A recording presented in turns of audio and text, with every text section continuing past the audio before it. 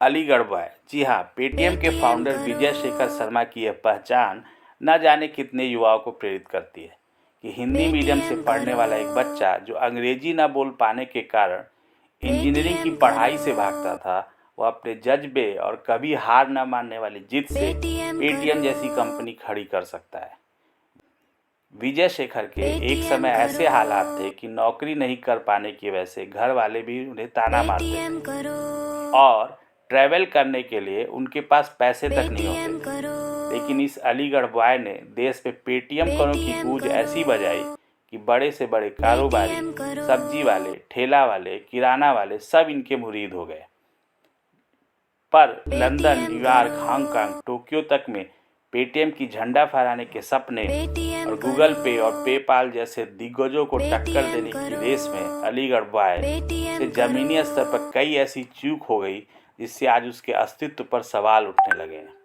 एक समय भारत के टॉप 100 अमीरों की लिस्ट में शामिल विजय शेखर शर्मा की कंपनी पेटीएम के 2 दिन में 16,000 करोड़ रुपए डूब गए हैं और जिस तरह आरबीआई ने उन पर नियमों का उल्लंघन करने का आरोप लगाया है, उससे तो पेटीएम पर तालाबंदी के आसार दिख रहे हैं।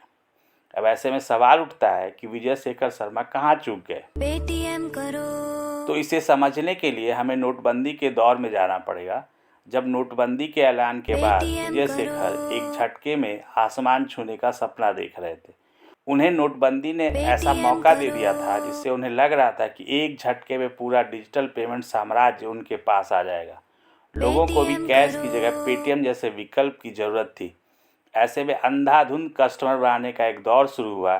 जाहिर है इस होड़ में नियमों को भी ताक पर रखा गया। इसलिए साल 2018 और 2022 में पेटीएम को आरबीआई के डंडे का सामना करना पड़ा। हर बार केवाईसी नियमों की अनदेखी सामने आई। लेकिन 31 जनवरी 2024 को आरबीआई ने जिस रेयर बैंकिंग रेगुलेशन 35 का यूज किया है वह विजय शेखर शर्मा के लिए बड़ी चुनौती है, क्योंकि इस पे पेटीएम पेमेंट बैंक पर कई गंभीर आरोप लगे हैं। तो पहले उन आरोपों को समझते हैं। मनी लॉन्ड्रिंग रोधी प्रावधानों और केवाईसी मानदंडों का घोर उल्लंघन हुआ है। बिना किसी केवाईसी के कई खातों के बीच करोड़ों रुपए ट्रांसफ़र किए जा रहे थे। बिना किसी केवाईसी के लाखों प्रीपेड जारी किए गए, जिससे बड़ी धनराशि ट्रांसफ़र की गई। आरबीआई ने यह भी पाया कि सैकड़ों हजारों ग्राहकों के केवाईसी चेक गायब थे। 1000 से अधिक खाते एक ही पैन नंबर पर खोल दिए गए। यही नहीं, पेटीएम पेमेंट बैंक ने आरबीआई के पास जो कंप्लायंस रिपोर्ट जमा की है उसमें भी कई झूठी हैं। अगर इन दावों में सच्चाई है तो अलीगढ़ बॉय के लिए आगे की राह बेहद कठिन नज़र आ रही है।